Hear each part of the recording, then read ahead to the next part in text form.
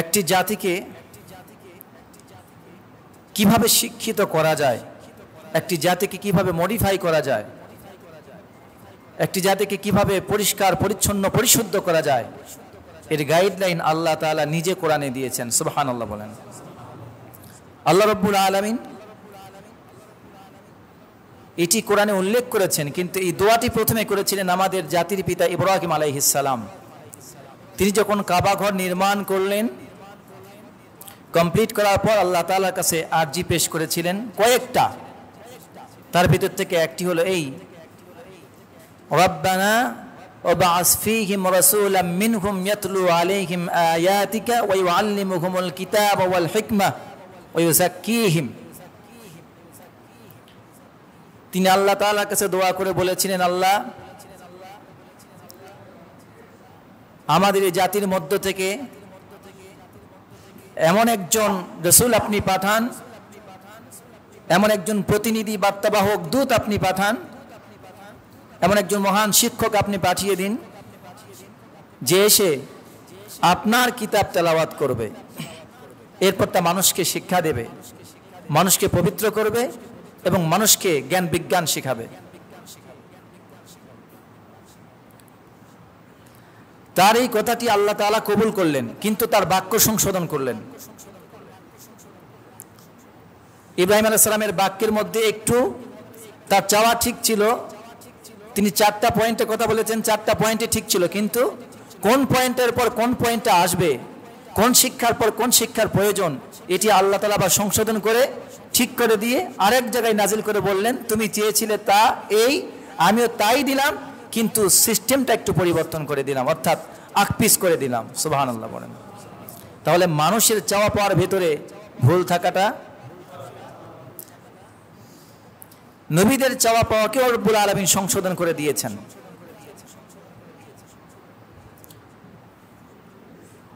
আল্লাহ রব্বুল আলামিনের কাছে তিনি চেয়েছিলেন, আল্লাহ তাআলা সেটাকে সংশোধন করে আর এক জায়গায় নাজিল করে বললেন।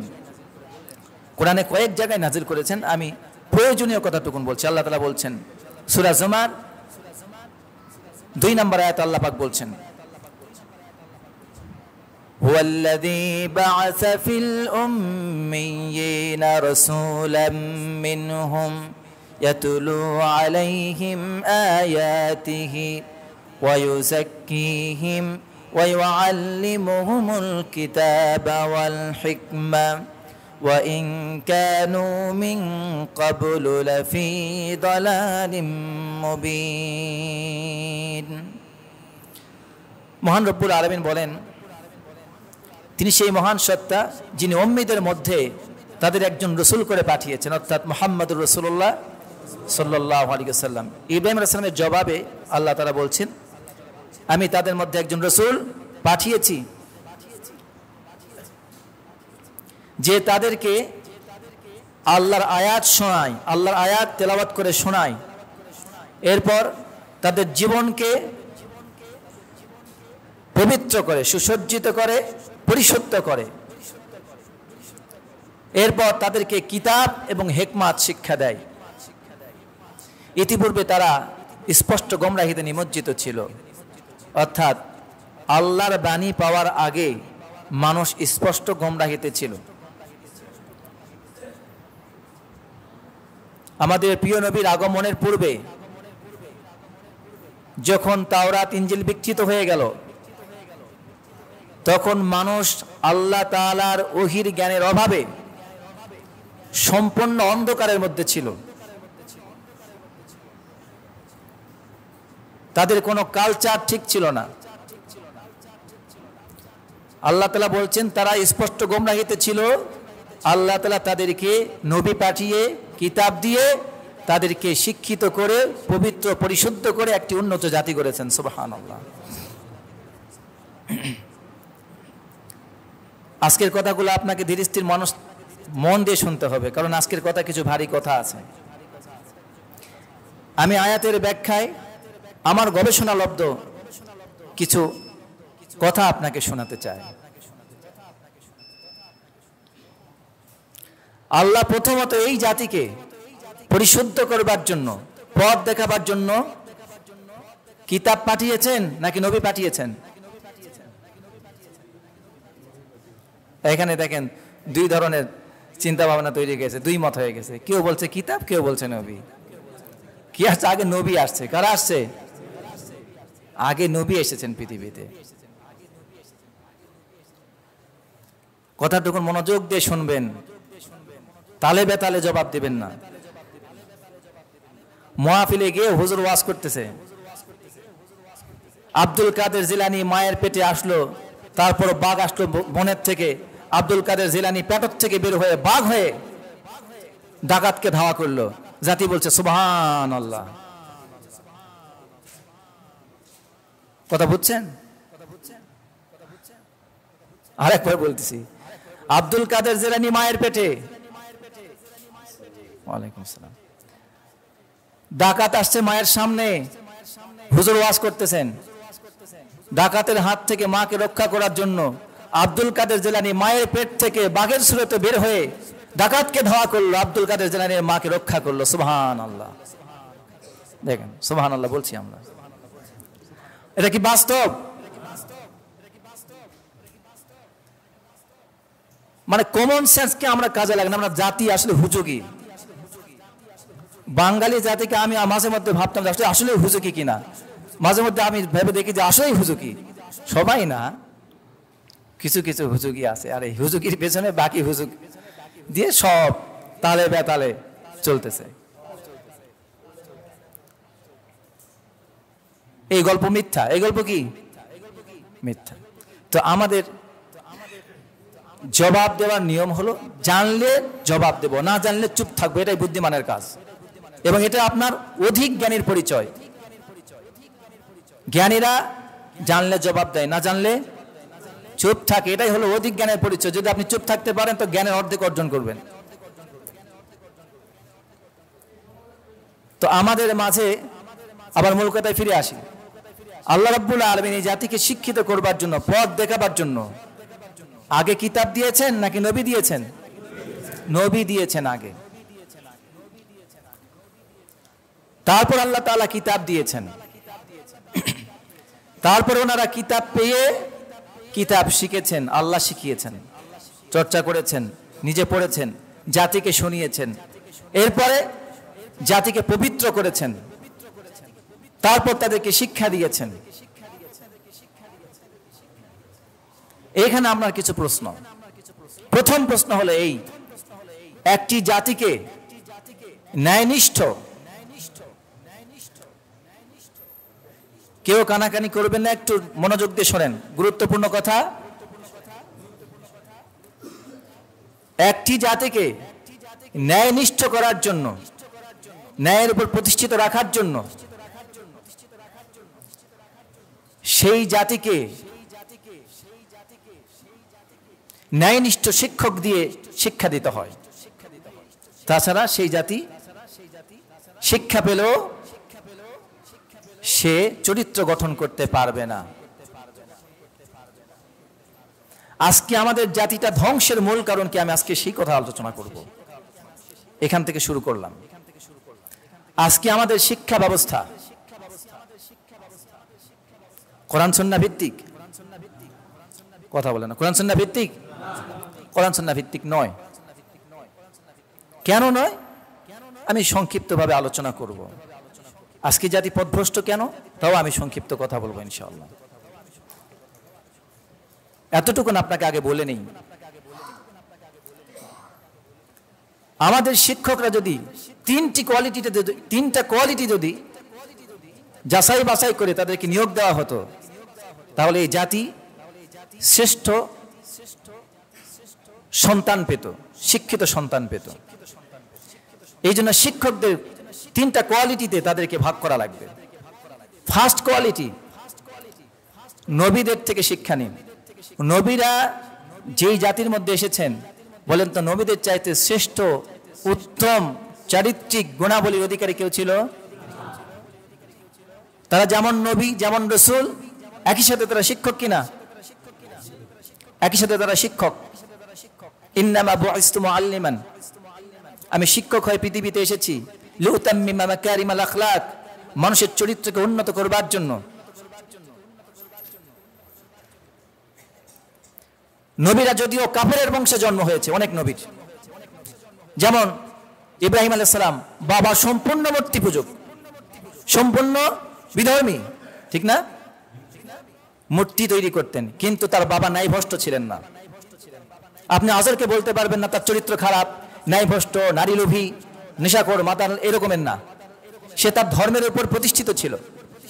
আজর ইব্রাহিমের পিতা, সে তার ধর্মের উপর প্রতিষ্ঠিত ছিল এবং একজন মৌলবাদী ধর্মী ছিল, ধার্মিক ছিলেন, অর্থাৎ মূর্তি পূজক ছিলেন মৌলিকভাবে।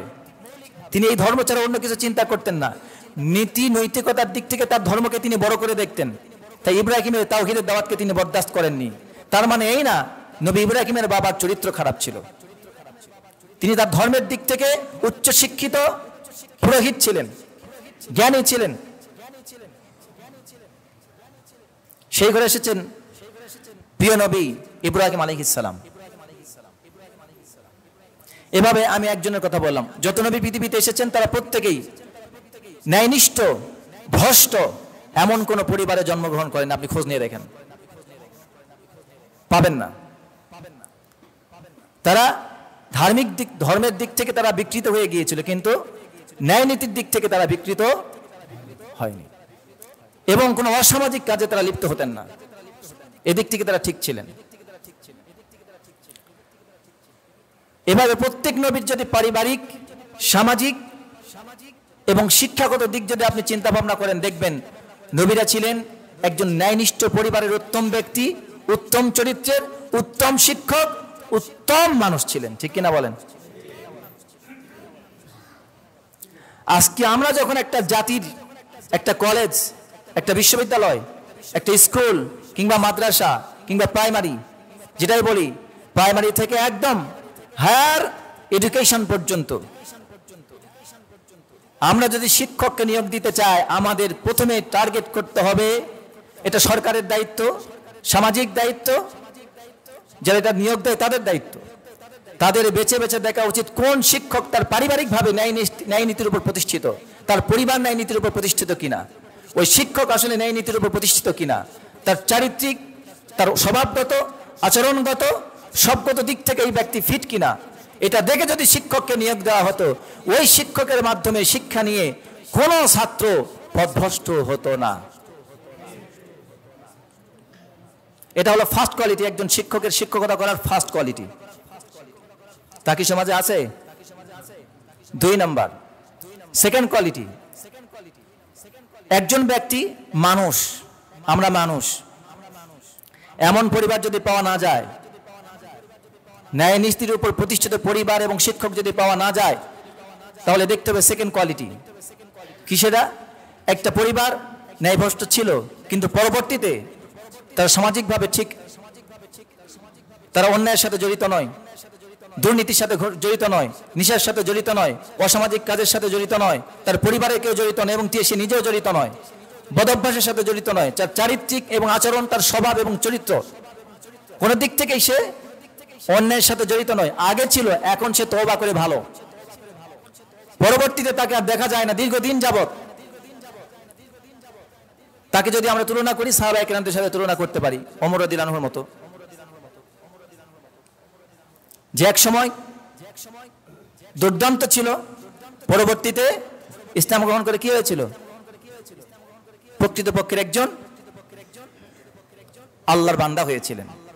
তো মানুষ আমরা, আমাদের ভুল থাকবে। এই কোয়ালিটিতে যদি বাছাই করে আমরা সেকেন্ড কোয়ালিটির শিক্ষক নিয়োগ দিতে পারতাম, যারা নেশার সাথে জড়িত নয়, অসামাজিক কাজের সাথে জড়িত নয়, তার পরিবার দুর্নীতি, সুদ ঘুষের সাথে জড়িত না, মানবিক, অমানবিক না, তাহলে দেখবেন এই শিক্ষকের দ্বারাও ভালো ছাত্র আশা করা যাবে। এখন থার্ড কোয়ালিটিতে যদি আসেন, তাহলে তার দ্বারা আর ভালো কিছু আশা করা যাবে না। তো শিক্ষক নিয়োগের আগে আমাদের এটা চিন্তা করা দরকার। আল্লাহ রাব্বুল আলামিন যখন জাতিকে শিক্ষা দিতে চেয়েছেন, প্রথমে উত্তম চরিত্রের মানুষগুলিকে পৃথিবীতে পাঠিয়েছেন, যারা মানুষকে উত্তমভাবে শিক্ষা দিয়েছেন। আমি কি কথা আপনাদেরকে বোঝাতে পেরেছি? আজকে এটা আমাদের জাতির মাঝে ব্যাপকভাবে অভাব। আল্লাহ আমাদের বোঝার তৌফিক দান করুন।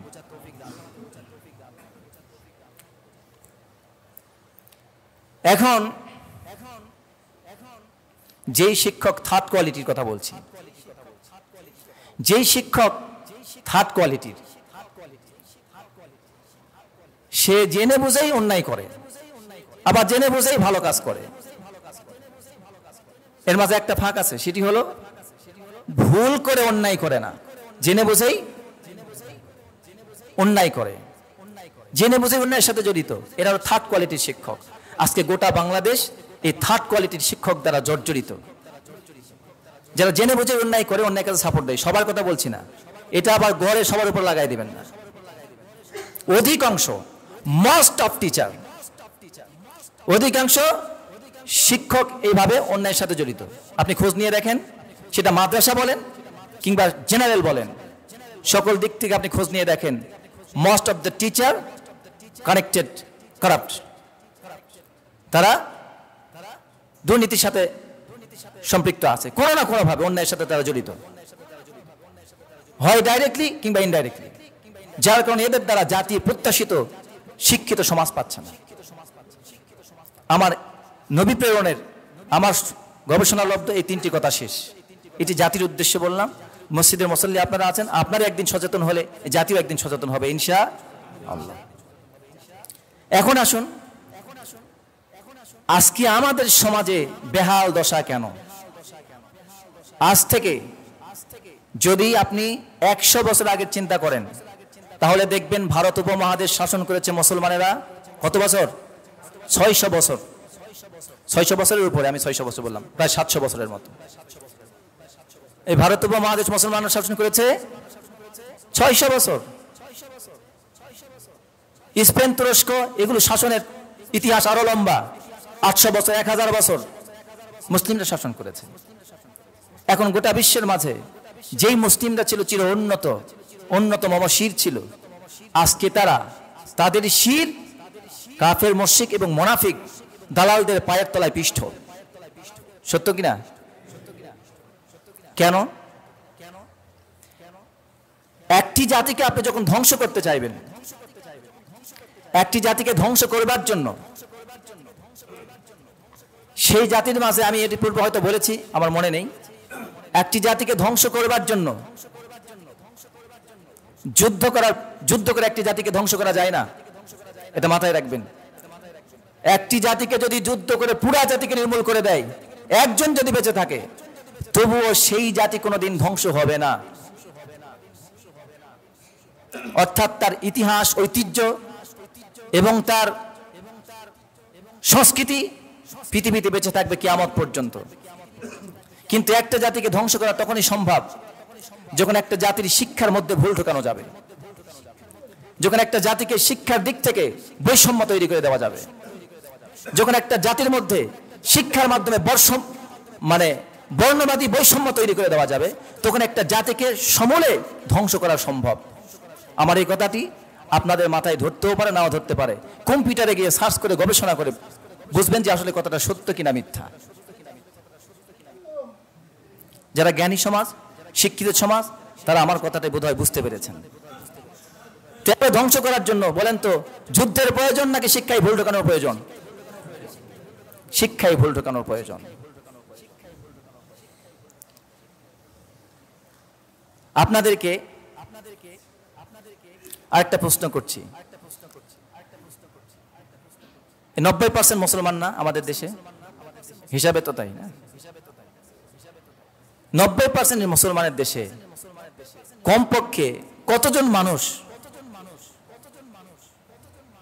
মানুষের মধ্যে ভুল শিক্ষা ঢোকার কারণে এই জাতি আজ বৈষম্যের শিকার, এই জাতি আজ বর্ণভেদ এবং দলভেদ এবং পরাজিত হয়েছে কত পার্সেন্টের কারণে? একজন বলছেন 100%, 50%, 80%। ঠিক আছে, এইটার মধ্যে দুইজনের উত্তর সঠিক আর একজনেরটা ঠিক না। কারণ একটা জাতির মাঝে যখন অর্ধেক কিংবা অর্ধেকের কম লোক ভুলের মধ্যে থাকবে, আর অর্ধেকের বেশি লোক সঠিকের উপর থাকবে, তখন সেই জাতি প্রধান অত সহজে হবে না। কিন্তু একটা জাতিকে যখন অর্ধেকের বেশি কিংবা 100% যখন ক্ষতিগ্রস্ত করে দেওয়া যাবে শিক্ষার মাধ্যমে, তখন ওই জাতি পুরোটাই কি হয়ে যাবে? ধ্বংস হয়ে যাবে। তো আমাদের সমাজে বর্তমান অর্ধেকেরও বেশি, প্রায় শতভাগ ভুল শিক্ষা নিয়ে বড় হচ্ছে, যার কারণে এই জাতির মাঝে ঐক্য নাই, এই জাতির মাঝে সংস্কৃতি নাই, এই জাতির মাঝে ঐতিহ্য নাই, ইতিহাস নাই, চাটুকারি আর দালালির মধ্যে ঢুকে আছে। এবার আপনাদের কাছে থার্ড আর একটা প্রশ্ন করছি, আমাদের মাঝে কোরআন আছে না নাই? তো কোরআন তো আমাদের মাঝে আছে, তো কোরআন থাকার পরেও কিভাবে আমাদের এই মূল শিক্ষার মধ্যে ভুল ঢুকে গেল? কোরআন আছে না? মসজিদে কোরআন আছে, মাদ্রাসায় কোরআন আছে, মক্তবে কোরআন আছে, তবে জাতির মাঝে ভুল ঢুকলো কিভাবে? ভুল ঢুকেছে আমাদেরকে একটা গভীর ষড়যন্ত্রের জালে আটকায় আমাদেরকে কোরআনের প্রকৃত শিক্ষা থেকে, কোরআন সুন্নাহর মৌলিক শিক্ষা থেকে আমাদেরকে পিছিয়ে রাখা হয়েছে। কোরআন আছে ঠিকই, সুন্নাহ আছে ঠিকই, কিন্তু ওই শিক্ষার ধারে কাছে আমরা যেন যেতে না পারি, এই কারণে বিভিন্ন ধরনের বৈষম্য, বেতনের বৈষম্য, চাকরির বৈষম্য, সামাজিক বৈষম্য, বিভিন্ন বৈষম্য তৈরি করে এই জাতিকে বিভিন্নভাবে বিভক্ত করে কোরআনের সঠিক শিক্ষা থেকে বঞ্চিত রেখেছে। এখন চতুর্থ আর একটা প্রশ্ন করে আলোচনা ক্লোজ করব। এই ষড়যন্ত্রের কারণে, কোরআনের শিক্ষা থেকে বঞ্চিত করার কারণে ক্ষতিগ্রস্ত হয়েছে কারা? মুসলিম নাকি অমুসলিমরা, নাকি গোটা বিশ্ব মানবতা? উত্তর হলো মুসলিমরা শুধু ক্ষতিগ্রস্ত হয়নি, শুধু অমুসলিমরা ক্ষতিগ্রস্ত হয়নি, গোটা বিশ্ব মানবতা ক্ষতিগ্রস্ত হয়েছে। কারণ কোরআন কারো একক বাপদাদার পৈতৃক সম্পত্তির জন্য আল্লাহ তাআলা কিতাব নাযিল করেননি। আল্লাহ বলেছেন হুদাল লিন্নাস, এটা সমগ্র মানুষের জন্য হেদায়েত। যিকরুল লিল আলামিন, আল্লাহ বলেছেন কোরআন সবার জন্য, বিশ্ব জগতের।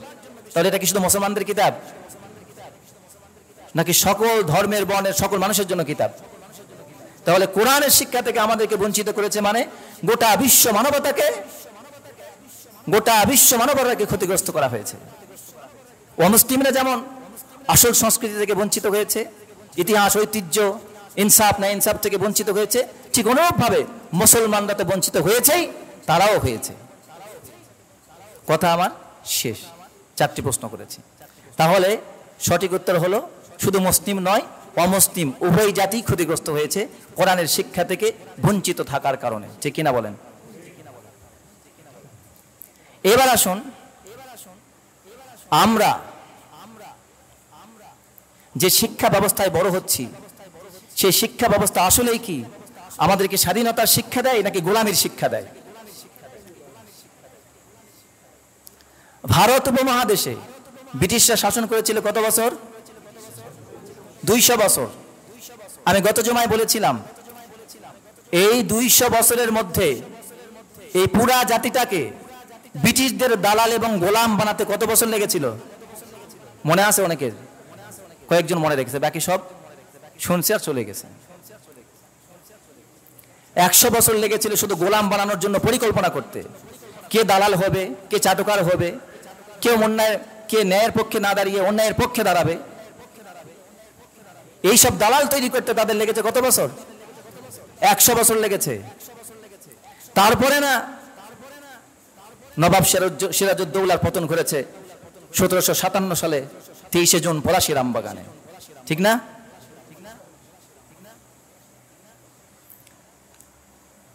নবাবের সৈন্য সংখ্যা ছিল 50,000 আর ব্রিটিশের সংখ্যা ছিল কত? 3100। এত বিশাল সৈন্য নিয়ে তাদের সাথে যুদ্ধ করতে গিয়ে মাত্র 3100 সৈন্যর কাছে শস্ত্রে সুসজ্জিত, প্রশিক্ষণপ্রাপ্ত, রাজ দরবারে লালিত পালিত এত বিশাল বড় বাহিনী পরাজিত হলো। কারণটা কি? কারণ এদের ভিতরে ঢুকেছিল রন্ধে রন্ধে ব্রিটিশদের দালাল, চাটুকার এবং গোলাম ঢুকেছিল, ঠিক না? এর কারণে তারা পরাজিত হয়েছিল। স্বাধীনতার উজ্জ্বল সোনালী সূর্য সেই পলাশীর আম বাগানে 200 বছরের জন্য অস্তমিত হলো, তা এখনো আর উদিত হয়নি। সেই স্বাধীনতার সূর্য এখনো মানুষ উদিত হয়েছে দেখতে পায়নি। নামে যতই বলি আমরা স্বাধীন, আসলে আমরা কিন্তু সব দিক থেকে এখনো স্বাধীনতা অর্জন করতে পারিনি। কারণ কোরআনের শিক্ষা ব্যবস্থা থেকে আমরা বহু দূরে আছি। আজকে হয়তো সব কথা আজকের খুতবায় বলা যাবে না, আমি আপনাদেরকে কিছু কথা বলি। এই ভারত উপমহাদেশে ব্রিটিশরা শিক্ষা কমিশন গঠন করেছিল 11 বার। কতবার? 11 বার। এগুলোর প্রত্যেকটার হিস্টোরি আছে। একটির কথা আপনাদেরকে বলছি, সেটি হলো এই 600 বছরের মুসলিম শাসনকে পরাজিত করে ব্রিটিশ শাসন যখন প্রতিষ্ঠিত হলো, তখন এই ভারত উপমহাদেশকে উপনিবেশিক রাজত্ব হিসাবে টিকিয়ে রাখতে গিয়ে গোলাম তৈরির শিক্ষা ব্যবস্থা যে প্রণয়ন করা হয়েছিল, সেই শিক্ষা ব্যবস্থার দায়িত্ব দেওয়া হয়েছিল লর্ড থমাস ব্যাংটন ম্যাকলে নামক একজন ব্রিটিশকে। এই ইংরেজ রাজনীতিবিদ সে বলেছে, সে কলকাতার গভর্নর কাউন্সিলে বক্তব্য দিতে গিয়ে সে বলেছে এই ভারত উপমহাদেশকে, এবং একটা পার্লামেন্টে তার একটা বক্তব্য আছে, সে পার্লামেন্টে একবার বক্তব্য দিয়ে বলেছে যে আমি ভারত উপমহাদেশে ঘুরে ঘুরে দেখলাম তখন মুসলিম শাসন, যে কথা বলছি তখন কি শাসন? মুসলিম মোগল শাসন। সে বলতেছে, একজন ব্রিটিশ, সে বলতেছে আমি ভারত উপমহাদেশ ঘুরে ঘুরে দেখলাম এখানকার শিক্ষা দীক্ষায় প্রত্যেকটি ব্যক্তি নাগরিক এতটাই উন্নত চরিত্রের, এবং আপনারা জেনে অবাক হবেন, আমি এর আগে হয়তো বলেছি, ভারত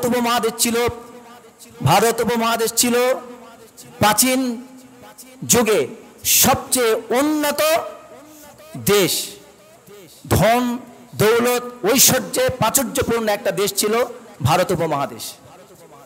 যার কারণে এই দেশে বিভিন্ন জায়গা থেকে বণিকরা আসতো ব্যবসা করার জন্য, পেট পূজা করার জন্য, এখান থেকে অর্থ প্রাচুর্য ব্যবসা করে তার অর্থ নিয়ে যেত।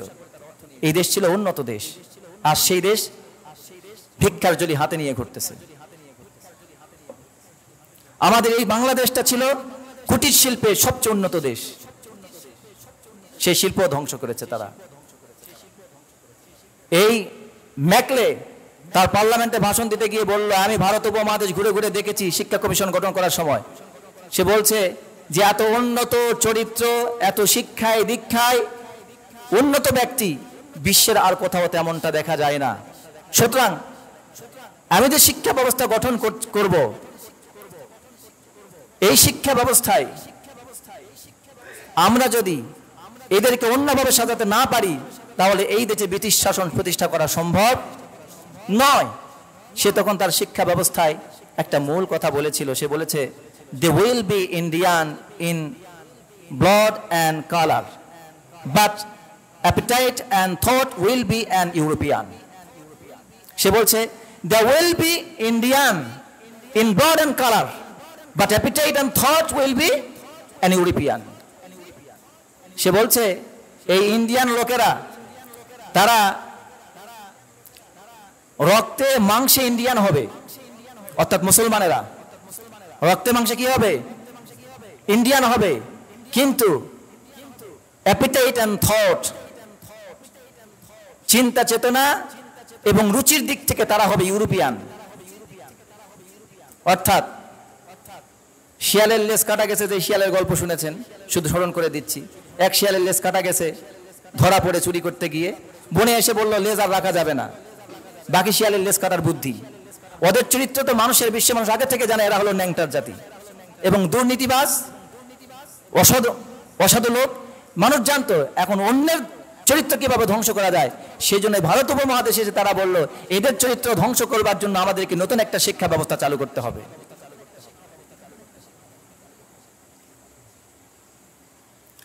এই শিক্ষা ব্যবস্থার মাধ্যমে সে কি করবে? এই জাতিকে একটা দুর্নীতিবাজ, চাটুকার, গোলাম এমন একটা জাতিতে পরিণত করবে। সেই জন্য সেই এই জাতির মাঝে একটি নতুন শিক্ষা পরামর্শ, নতুন শিক্ষা সুপারিশ সে দাঁড় করালো, এবং সেই শিক্ষা ব্যবস্থা প্রতিষ্ঠিত হয়েছে এবং আজও সেই শিক্ষা ব্যবস্থা চলতেছে। যদিও ব্রিটিশ চলে গেছে, ভারত স্বাধীন হয়েছে, ভারত স্বাধীনতার পর পাকিস্তান আলাদা হয়েছে, পাকিস্তান আলাদা হওয়ার পর আবার বাংলাদেশ আলাদা হয়েছে, কিন্তু ওই ব্রিটিশদের শিক্ষা ব্যবস্থা এখনো পর্যন্ত বদল হয়নি। তারা এসে এই জাতিকে গোলাম বানানোর টার্গেট নিয়েছিল, চরিত্র ধ্বংসের টার্গেট নিয়েছিল, এই জাতির মাঝে বর্ণ বৈষম্য তৈরি করার টার্গেট নিয়েছিল, এই জাতির মাঝে শিক্ষার এই বর্ণ বৈষম্যের জন্য শিক্ষার মাঝে দুইটা শ্রেণী ভেদ করেছিল, আধুনিক এবং মাদ্রাসা শিক্ষা ব্যবস্থা। তাহলে কি ইবনে সিনা মাদ্রাসায় পড়ে বিজ্ঞানী হননি? রসায়ন বিজ্ঞানী ইবনে হাইসাম রসায়ন শিখে মাদ্রাসায় পড়ে রসায়ন বিজ্ঞান হতে পারেনি? পদার্থ বিজ্ঞানী হতে পারেনি? অঙ্কবিদ হতে পারেননি? অসংখ্য বিজ্ঞানের সেই কথা আজকে আর স্মরণ করে দিতে চাচ্ছি না। বিজ্ঞানের প্রথম অগ্রযাত্রা যারা ছিলেন তারা প্রত্যেকে মাদ্রাসায় পড়ে কোরআন রিসার্চ করে গবেষক হয়েছিলেন। তাদের গবেষণা চুরি করে আজকে যারা বিজ্ঞান হয়েছে, আজকে আমরা তাদেরকে চিনি, কিন্তু আমরা মূল শিক্ষাকে ছেড়ে দিয়ে এই নতুন নাস্তিক্যবাদী সেকুলার শিক্ষাকে আমরা গ্রহণ করেছি। এতটুকু আলোচনা করার পর আমি আপনাদেরকে যেটি বোঝাতে চেয়েছি, এবার বলুন তো, ব্রিটিশদের তৈরি করা শিক্ষা ব্যবস্থা মুসলিমদেরকে এক করা শিক্ষা ব্যবস্থা নাকি মুসলমানদেরকে ধ্বংস করা শিক্ষা ব্যবস্থা ছিল? আজকে আমাদের শিক্ষা ব্যবস্থা কয় ভাগে বিভক্ত? প্রধানত দুই ভাগে বিভক্ত। মাদ্রাসা শিক্ষা, জেনারেল শিক্ষা। মাদ্রাসা শিক্ষা আবার দুই ভাগে বিভক্ত প্রধানত, আলিয়া শিক্ষা, কওমি শিক্ষা। এই কওমি শিক্ষা আবার কয়েকভাবে বিভক্ত। কেন হয়েছে? এগুলো তারা তৈরি করেছে। আগামী জমায় যদি সুযোগ পায়, এই যে তাদের সুদূর পরিকল্পনা কোথার থেকে শুরু হলো, আজকে আপনাদের কিছু চম্বক কথা বললাম। আগামী জমায় তাদের আরো বিস্তর ঘটনা, কিভাবে তারা ধ্বংসলীলা শুরু করেছিল, তাদের ইতিহাস, দলিল, দস্তাবেজ আগামী জমায় আপনাদের সামনে সংক্ষিপ্ত আকারে পেশ করব ইনশাআল্লাহ।